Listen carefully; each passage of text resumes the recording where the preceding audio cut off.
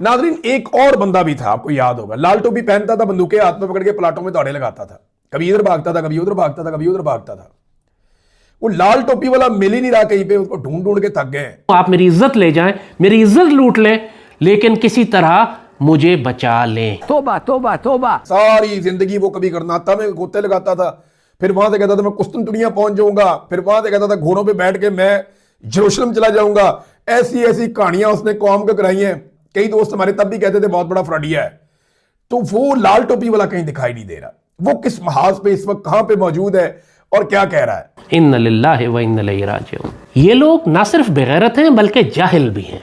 ये वो बाप दादा की तरह के गैरतमंद, ऑनरेबल, इज्जतदार और लिहाज करने वाले, रिश्तों का लिहाज करने वाले, तारीख जानने वाले, उम्मत के साथ वाबस्ता लोग नहीं हैं। नमस्कार दोस्तों, मैं हूं सौरभ एक और नए वीडियो के साथ। दोस्तों फाइनली लाल टोपी का फील्डिंग तो सेट हो गया है पाकिस्तान में, ये तो लग रहा है वैसा, क्योंकि भाई पाकिस्तानी मीडिया, पाकिस्तानी पत्रकार अब ये ढूंढना स्टार्ट हो गए हैं कि आखिर लाल टोपी है कहाँ, जो कि इतने सालों से लोगों को चूरन बेचा कि भाई हम गजवाए हिंद करेंगे तो फ़लस्तीन को आज़ाद करवाएंगे, लेकिन वो आज के डेट में नज़र नहीं आ रहा है। और सही बात है कि आज के डेट में शायद वो अंडरग्राउंड है, क्योंकि आपने जो क्लिप देखा ये उसकी पुराने वीडियो को थोड़ा मोटा क्लिप था, लेकिन आज के डेट में वो पूरी तरह से गायब है। आता भी है अगर कोई वीडियो उसका तो सिर्फ ऑडियो फॉर्म में आता है, अपना लोकेशन रिवील नहीं करता है कि वो है कहाँ पे, ना ही कोई एक्टिविटी है उसका। मतलब पूरी तरह से सन्नाटा छाया हुआ है लाल टोपी के अंदर। और यह पाकिस्तान में ढूंढना लोग शुरू कर दिए हैं कि भाई वो गया तो गया कहाँ।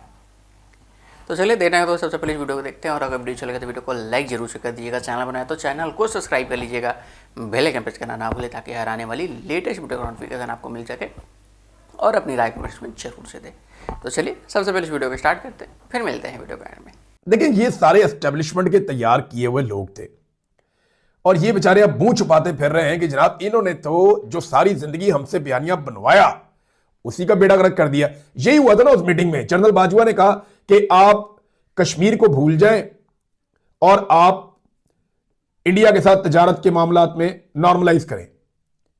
इसके ऊपर आप मीडिया के लोग जाकर काम करें, लोगों की राय आमा हमवार करें कि कश्मीर को छोड़ दें, अभी हमें इंडिया के साथ ताल्लुकात बेहतर करने की जरूरत है, उनके साथ तजारत करनी चाहिए, बाकी मामलात करने चाहिए। ये जनरल बाजवा ने लगभग 30 के करीब सहाफियों की मौजूदगी में यह बात कही।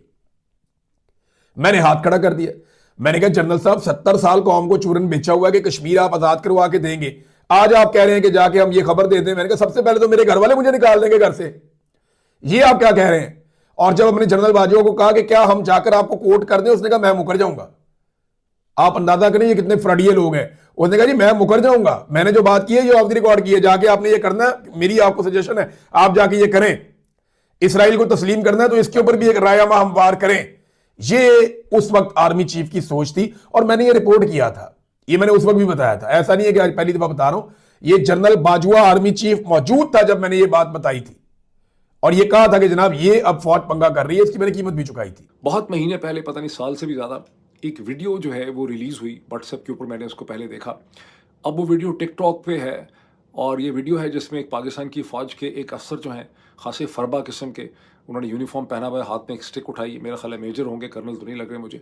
बहरहाल वो किसी रिक्रूटिंग सेंटर जो है, और ये शायद आज़ाद कश्मीर में किसी जगह रिक्रूटिंग सेंटर है, या पंजाब में कहीं रिक्रूटिंग सेंटर है, उसके बाहर एक क्राउड से बात कर रहे हैं। अब 1-2 दिन पहले पाकिस्तान वाली का जो ट्विटर अकाउंट है, वहाँ से वो वीडियो उन्होंने दोबारा अब कुछ तल्ख किस्म के सवालात के साथ उन्होंने वहाँ पे प्लेस कर दी है। मैं उन सवालों में नहीं जाता, मैं आपको बताता हूँ उस वीडियो में ये मेजर साहब जो हैं वो क्या फरमाते हैं। टोपी उन्होंने लगाई है, हाथ में उन्होंने लेफ्ट साइड पे स्टिक पकड़ी है, उसको घुमा रहे हैं, बहुत ही खुश हैं। और वो लोगों को ये कह रहे हैं कि कुछ इंग्लिश में बोलते हैं, कुछ उर्दू में बोलते हैं। कहते हैं they will be army from the east, एक हदीस का वो जिक्र कर रहे हैं। वो कहते हैं कि they will be army from the east, Mashrak से एक फ़ौज नमूदार होगी जो हिंदुस्तान जाएगी, और हिंदुस्तान के जो बादशाह हैं उनको जंजीरों में चेन कर देगी, उनको जंजीरों में बांध के ले आएगी। उसके बाद वहाँ से वो मुड़ेगी दमिश्क की तरफ, दमिश्क की तरफ वो जाएगी, और फिर वो कहते हैं कि यरूशलेम को वो फ़ौज जो है वो आज़ाद कर लेगी। वैसे यरूशलेम आज़ाद हो गया था जब सुल्तान अयूबी ने किया, उसके बाद वो 20वीं सदी तक आज़ाद ही रहा था, लेकिन ये हदीस में वो कह रहे हैं कि एक आर्मी ऑफ द ईस्ट होगी। बहरहाल लोग खड़े हैं, लोग बड़ी तवज्जो से, जुस्तजू से पाकिस्तान की फ़ौज के इस अफसर को देख रहे हैं। फिर वो कहते हैं कि हम, और ये पाकिस्तानी की फ़ौज है जो हिंदुस्तान जाएगी और मोदी को भी चेन्स में, उसको जंजीरों में, नरेंद्र मोदी को जंजीरों में डाल देगी। उसके बाद हम ही ने जाना है यरूशलेम को भी आज़ाद करने के लिए, तो आप हमारे साथ इस सफ़र में शामिल होना चाहते हैं, चलोगे कि नहीं चलोगे? सब नारे मारते हैं कि हम चलेंगे। अब आप अंदाज़ा लगाएं कि ये वो कहानी, ये नैरेटिव या बयानिया जो है पाकिस्तान के मासूम लोगों को 70-80 साल से पाकिस्तानी फ़ौज के अफसरान ने बेचा है। अभी पाकिस्तानी फ़ौज के ही एक ताल्लुक़ रखने वाले अफसर जो हैं, उन्होंने मुझे एक पिक्चर भेजी है। उस पिक्चर के नीचे उर्दू में लिखा है, वो बता भी रहे हैं कि ये चराट में, जहाँ पर पाकिस्तान के SSGs के कमांडोज़ की ट्रेनिंग होती, ये वहाँ ये कतबा जो है, ये माइलस्टोन जिसके ऊपर डिस्टेंसेस लिखे होते हैं, ये वहाँ लगा हुआ है। और उसके ऊपर लिखा हुआ है कि श्रीनगर का डिस्टेंस जो है वो मेरा ख्याल लिखा है 406 किलोमीटर या मील है। दिल्ली का लिखा हुआ है शायद 907 किलोमीटर या मील है। और यरूशलेम का लिखा है कि 4880 किलोमीटर या मील है। और बताने वाले ये बताते हैं कि इस माइलस्टोन को वहाँ पर एक इंस्पिरेशन के तौर पर इस्तेमाल किया गया है इस एकेडमी के अंदर, ये बताने के लिए कैडेट्स को कि हमारा एक हदफ यरूशलेम भी है, हमारा एक हदफ और टारगेट जो है वो श्रीनगर हमने कैप्चर करना है, एक हमने दिल्ली कैप्चर करना है और साथ हमने यरूशलेम कैप्चर करना है। चलें, श्रीनगर तो समझ आती है, दिल्ली वैसे बिल्कुल समझ नहीं आती, मतलब क्या बकवास है। मतलब एक कॉन्स्टिट्यूशनल फ्रेमवर्क के ज़रिए ये दो मुल्क आज़ाद हुए हैं, उसमें इस किस्म की बकवास करने की गुंजाइश किसी रिस्पॉन्सिबल इंस्टीट्यूशन में होनी नहीं चाहिए। कोई एग्जिस्टेंशियल कॉन्फ्लिक्ट जो है वो इंडिया पाकिस्तान के अंदर एग्जिस्ट नहीं करता। ये सारा का सारा ड्रामा है, ढकोसला है, झूठ है। और अगर कोई रिस्पॉन्सिबल इंस्टीट्यूशन ये दिल्ली फतह करने की बात करता है तो वो भी एक बहुत बड़ी जुल्म है, बहुत बड़ी ज़्यादती है। लेकिन यरूशलेम भी उसमें फिट किया उस कतबे के अंदर। ठीक, अब आगे आ जाएँ इस ऑफिशियल, तो ये ऑफिशियल नैरेटिव, क्या वाकई ही इनमें से पाकिस्तानी फ़ौज के अफसरान के अंदर जो कैडेट्स को या लोगों को, मासूम लोगों को बेवकूफ़ बनाते रहे, क्या वाकई उनका कोई ऐसा विज़न था कि हमने यरूशलेम फतह करना है, हमने इसराइल के साथ लड़ाई करनी? अगर ऐसा कोई विज़न होता, अगर ऐसी कोई सोच होती, तो फिर इस इदारे के अंदर गुज़िश्ता 1 महीने में, 4 हफ्तों में, कुछ दिनों में कोई रेजिस्टेंस आपको नज़र आती, फिर अंदर कोई डिबेट होती, फिर यहाँ पे DG ISPR जाके आपको ये ना कह रहे होते कि ये हुकूमत ने फैसला करना है, फिर तो कोई रेजिस्टेंस होती ना। फिर तो हमें बताते थे कि कोर कमांडर्स जो हैं वो बड़ी ऑनेस्ट डिस्कशन होती है, कैंडिड डिस्कशन होती है, सब बड़े बेलाग तरीके से अपना पॉइंट ऑफ व्यू एक्सप्रेस करते हैं। हमें तो कोई ऐसी चीज़ नज़र नहीं आई।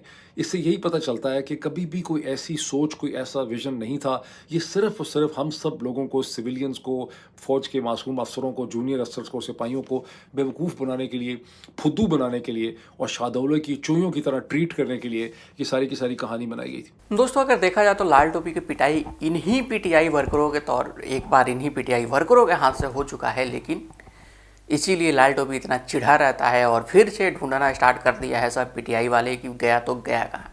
दूसरी बात है जो भाई पाकिस्तानी फ़ौज की, वो पाकिस्तानी फ़ौज किसी भी मुल्क से लड़ने के काबिल नहीं है, चाहे कोई भी देश हो। इंडिया तो दूर की बात है, अपना भारत को तो भूल जाओ। कोई भी देश से पाकिस्तानी फ़ौज लड़ने के काबिल नहीं है। पाकिस्तानी फ़ौज सिर्फ होता है ना चूंचा करना और बयानबाजी, बस इतना ही तक इसकी औकात है, इससे ज़्यादा औकात है नहीं। और ये लोग का जो बयान है, पाकिस्तानी इस चूरन को एक्सेप्ट भी करते हैं, इसीलिए बयान बन रहा है। जिस दिन एक्सेप्ट करना बंद कर देंगे उस दिन से ये बयान ख़त्म हो जाएगा। लेकिन ये कभी होने वाला नहीं है, कभी भी। और ये जैसा चल रहा है वैसा ही चलते रहेगा, ये कभी ख़त्म होने वाला नहीं है। आपकी राय क्या है इस वीडियो पे? अपनी राय कमेंट बॉक्स में जरूर से दें। और अभी तक वीडियो पसंद है तो वीडियो को लाइक जरूर से कर दीजिएगा। चैनल पर ना तो चैनल को सब्सक्राइब कर लीजिएगा, बेल आइकन प्रेस करना ना भूलें ताकि यार आने वाली लेटेस्ट वीडियो का नोटिफिकेशन आपको मिल सके। और अपनी राय कमेंट्स में जरूर से दीजिए। मिलते हैं किसी अगले नेक्स्ट हमारा टॉपिक पे, तब तक ले जाएं। जय भारत।